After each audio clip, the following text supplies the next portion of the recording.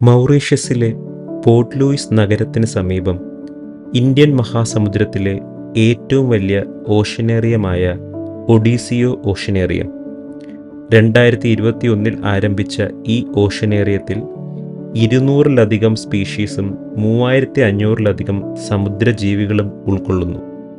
ഇന്ന് ഞാനും എൻ്റെ കുടുംബവും ഈ അത്ഭുത ലോകത്തിലേക്ക് ഒരു യാത്ര പുറപ്പെടുകയാണ്. ആ കാണുന്നത് ടിക്കറ്റിനായുള്ള ക്യൂ ആണ്. മൗറീഷ്യൻ റെസിഡൻ്റ് ആയതിനാൽ എനിക്കും ഭാര്യയ്ക്കും ഓരോ ടിക്കറ്റിന് 650 മൗറീഷ്യൻ രൂപ മാത്രമേ ആയുള്ളൂ. 4 വയസ്സിന് മുകളിലുള്ള മകന് 495 രൂപ, 4 വയസ്സിന് താഴെയുള്ള മകൾക്ക് ടിക്കറ്റ് വേണ്ടി വന്നില്ല. ഇവിടെയുള്ള VR ഷോയ്ക്കായി 3 ടിക്കറ്റുകൾ കൂടി എടുത്തു. ഓരോന്നിനും 250 രൂപ വീതം. അങ്ങനെ മൊത്തത്തിൽ 2545 മൗറീഷ്യൻ രൂപയായി. നമ്മുടെ നാട്ടിലെ ഏകദേശം 5000 രൂപയ്ക്ക് തുല്യം. അകത്ത് കയറിയപ്പോൾ ആദ്യം നമ്മൾ കണ്ടത് ഈ വലിയ അക്വേറിയമാണ്. ഇതിൻ്റെ മുന്നിൽ ഒരു ഷോ 11:30 തുടങ്ങുമെന്ന് പറഞ്ഞതിനാൽ മുന്നിലെ സീറ്റുകൾ പിടിച്ച് ഞങ്ങൾ ആ ഷോയ്ക്ക് വേണ്ടി കാത്തിരുന്നു.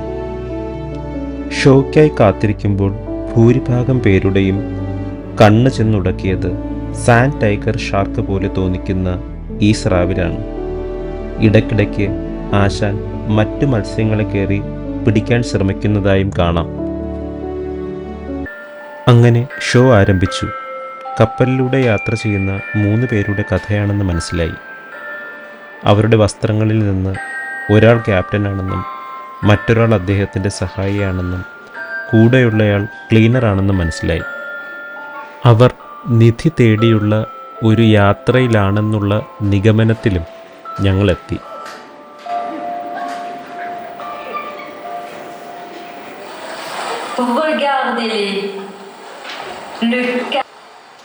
നിങ്ങളെല്ലാവരെയും പോലെ തന്നെ ഇതിൽ പറഞ്ഞതിൽ ഒരു വാക്ക് പോലും ഞങ്ങൾക്കും മനസ്സിലായില്ല.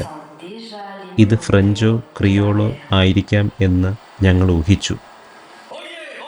ഈ പറയുന്ന 2 ഭാഷകളും അറിയാവുന്ന ഞങ്ങളുടെ കൂട്ടത്തിലെ ഒരേ ഒരാൾ 4 വയസ്സുകാരനായ ഞങ്ങളുടെ മകനാണ്.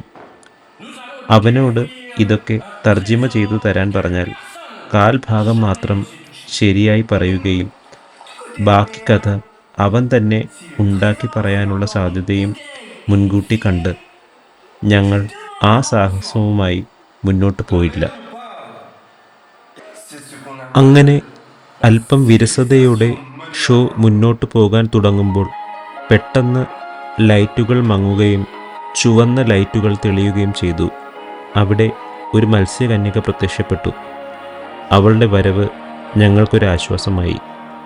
കാരണം അതോടെ ഷോയ്ക്ക് കൂടുതൽ വേഗവും സംഗീതവും നൃത്തഭാവങ്ങളും ചേർന്നു വന്നു. എങ്കിലും അവൾ എന്തോ ദുഃഖത്തിലാണ് എന്ന് അവളുടെ നൃത്തവും മുഖഭാവവും പറഞ്ഞു തന്നു. പക്ഷേ ആ ദുഃഖത്തിൻ്റെ കാരണം ആദ്യം മനസ്സിലായില്ല. പിന്നീട് അവളുടെ ശരീരത്തിൽ കുടുങ്ങിക്കിടക്കുന്ന പ്ലാസ്റ്റിക് കുപ്പികളും മറ്റ് മാലിന്യങ്ങളും കണ്ടപ്പോൾ ആ വിഷമത്തിൻ്റെ യഥാർത്ഥ കാരണം വ്യക്തമായി.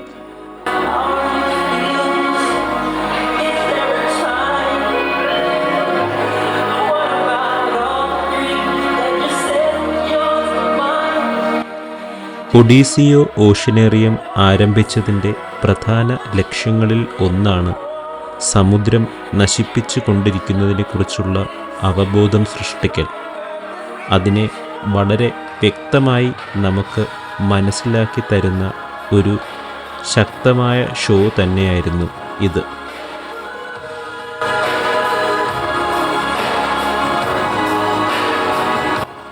അഞ്ജു നാടകം കാണുന്നതിനൊപ്പം മറ്റുള്ളവർ ശരിക്കും കാണുന്നുണ്ടോ എന്ന് ശ്രദ്ധിക്കുകയും ചെയ്യുന്നുണ്ട്. കൂട്ടത്തിൽ എല്ലാം ഏകദേശം മനസ്സിലാക്കുന്ന സിത്തു മാത്രമാണ് നാടകത്തിൽ പൂർണ്ണമായും മുഴുകിയിരിക്കുന്നത്. ശനിയാഴ്ച ആയതിനാൽ വളരെ നല്ലൊരു ആൾക്കൂട്ടമുണ്ടായിരുന്നു.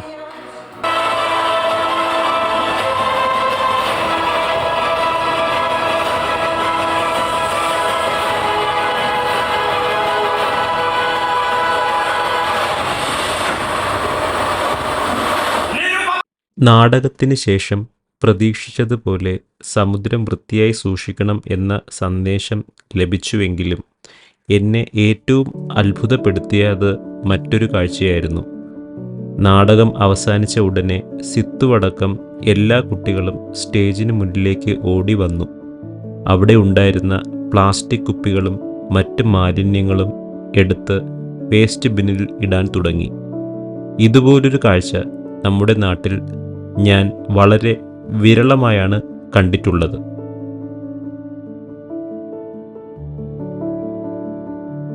നാടകത്തിന് ശേഷം ഓഷ്യനേറിയം മുഴുവൻ ചുറ്റിക്കാണാനായി ഞങ്ങൾ പുറപ്പെട്ടു. ബാറ്റിഷ് അടക്കമുള്ള നിരവധി മത്സ്യങ്ങൾ. സമുദ്രത്തിൻ്റെ തീം കൂടുതൽ ജീവനോടെ നിലനിർത്താൻ ചില പൈറേറ്റ്സിൻ്റെ കോമിക്കൽ ചിത്രങ്ങളും ഇവിടെ കാണാം. ഓരോ അക്വേറിയത്തിനു മുമ്പിലും അതിലെ മത്സ്യങ്ങളുടെ ശാസ്ത്രീയ നാമവും തദ്ദേശീയ നാമവും സ്ക്രീനിൽ വ്യക്തമായി കാണിക്കുന്നുണ്ട്. ഇവിടെ കണ്ട മറ്റൊരു ബോർഡ് എന്നെ ഏറെ ആകർഷിച്ചു. Life cycle of our garbage. നമ്മൾ സമുദ്രത്തിലേക്ക് ഉപേക്ഷിക്കുന്ന മാലിന്യങ്ങൾ എത്ര സമയമെടുത്താണ് ഡീകമ്പോസ് ആകുന്നത് എന്ന് അതിൽ കാണിച്ചിരുന്നു. ഒരു തുണി 1 മുതൽ 5 മാസം വരെ, കാർഡ്ബോർഡ് പേപ്പർ 2 മുതൽ 3 മാസം, സിഗരറ്റ് ബട്ട് 1 മുതൽ 5 വർഷം, ഡയപ്പർ ഏകദേശം 450 വർഷം, പ്ലാസ്റ്റിക് കുപ്പി ഏകദേശം 500 വർഷം, ഗ്ലാസ് ബോട്ടിൽ ഏകദേശം 10 ലക്ഷം വർഷം. ഈ കണക്കുകൾ കേട്ടപ്പോൾ നമ്മൾ എത്ര വർഷങ്ങളോളം പ്രകൃതിക്ക് ബാധ്യതകൾ ഉണ്ടാക്കുന്നുവെന്ന് മനസ്സിലാക്കാൻ പറ്റി. അമ്മയല്ല, അച്ഛനാണ് കുഞ്ഞുങ്ങളെ പ്രസവിക്കുന്നത്. പ്രകൃതിയുടെ അത്ഭുതമായ സീ ഹോഴ്സ്. ആഫ്രിക്കൻ സിക്ലിഡ്സുകൾക്കിടയിൽ കൂടി പാഞ്ഞു പോകുന്ന മുഷി.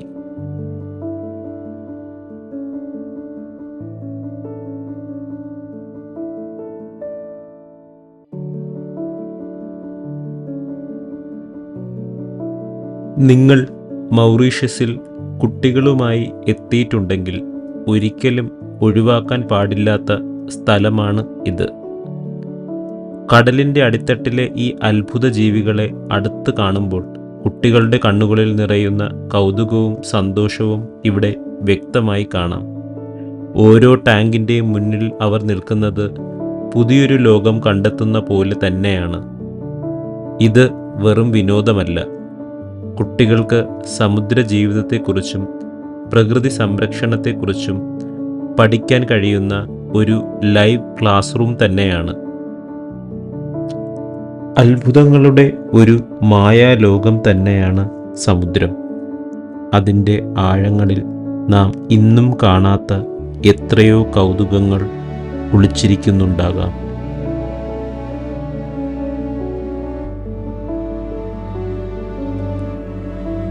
കടലിൻ്റെ അടിത്തട്ടിലൂടെ ശബ്ദമില്ലാതെ പറക്കുന്ന തെരണ്ടി. അവയുടെ അതിശയകരമായ ചലനങ്ങൾ കാണുമ്പോൾ തന്നെ കണ്ണ് പതിഞ്ഞു പോകും.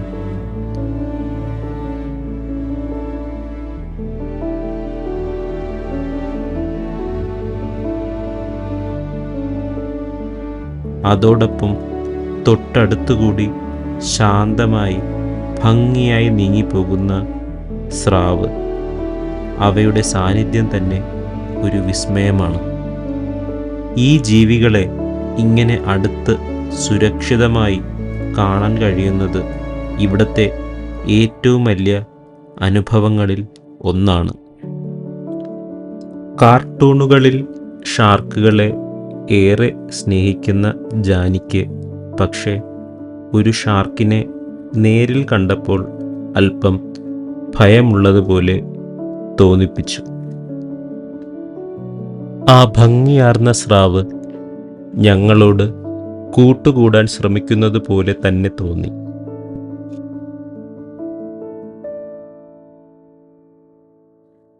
അടുത്തത് വെർച്വൽ റിയാലിറ്റി ഷോയാണ്.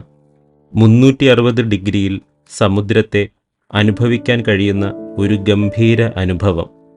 ആ ഷോയിലൂടെ സമുദ്രത്തിലെ അത്ഭുതങ്ങളും ഇപ്പോൾ അത് നേരിടുന്ന വെല്ലുവിളികളും വളരെ വ്യക്തമായി നമുക്ക് അനുഭവിക്കാൻ സാധിച്ചു.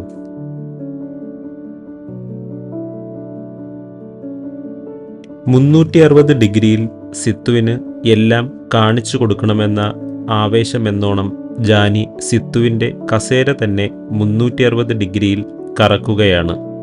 കസേര കറക്കുന്നത് ജാനിയാണോ VR ആണോ എന്നറിയാതെ സിത്തു ഷോ പൂർണ്ണമായി ആസ്വദിച്ചു കൊണ്ടിരിക്കുന്നു.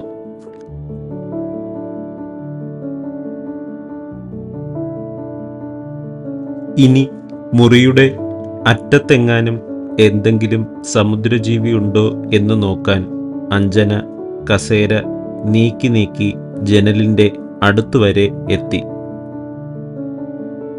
ഏതോ വരാലാണെന്ന് വിചാരിച്ച് സിത്തു ജാനിയെ കയറി പിടിക്കുന്നുണ്ട്.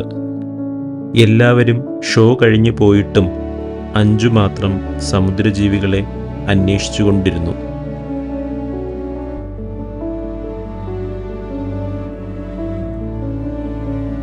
ഓഷ്യനേറിയത്തിന് പുറത്ത് ഒരു റെസ്റ്റോറൻറ്റും കുട്ടികൾക്ക് കളിക്കാൻ ഒരു ചെറിയ പാർക്കും ഒരുക്കിയിട്ടുണ്ട്. പാർക്കിൽ ട്രഷർ ഹണ്ട് പോലെയുള്ള ചില രസകരമായ കളികൾ കുട്ടികൾ കളിക്കുന്നുണ്ടായിരുന്നു. ഇതിനോടൊപ്പം സമുദ്രജീവികളുടെ കളിപ്പാട്ടങ്ങൾ ഉള്ള ഒരു ചെറിയ ഷോപ്പും പ്രവർത്തിക്കുന്നുണ്ട്. പതിവ് പോലെ സിത്തു 1-2 കളിപ്പാട്ടങ്ങൾ കൈക്കലാക്കിയെങ്കിലും അവനെ അനുനയിപ്പിച്ച് കടയ്ക്ക് പുറത്തേക്ക് കൊണ്ടുവരാൻ ഞങ്ങൾക്കായി. സമുദ്രത്തിൻ്റെ ഹൃദയം ഒന്ന് സ്പർശിക്കാൻ നമ്മെ ക്ഷണിക്കുന്ന ഒരു സ്ഥലമാണ് ഒഡീസിയോ ഓഷ്യനേറിയം. മൗറീഷ്യസിലേക്ക് നിങ്ങൾ വരുമ്പോൾ ഈ മായാലോകം ഒരിക്കലും നഷ്ടപ്പെടുത്തരുത്. കാരണം ഇവിടെ നിന്ന് മടങ്ങുമ്പോൾ നമ്മൾ കൊണ്ടുപോകുന്നത് ദൃശ്യങ്ങൾ മാത്രമല്ല, ഹൃദയത്തിൽ പതിഞ്ഞ ഒരു അനുഭവവും മാറിയൊരു ചിന്തയും കൂടിയാണ്.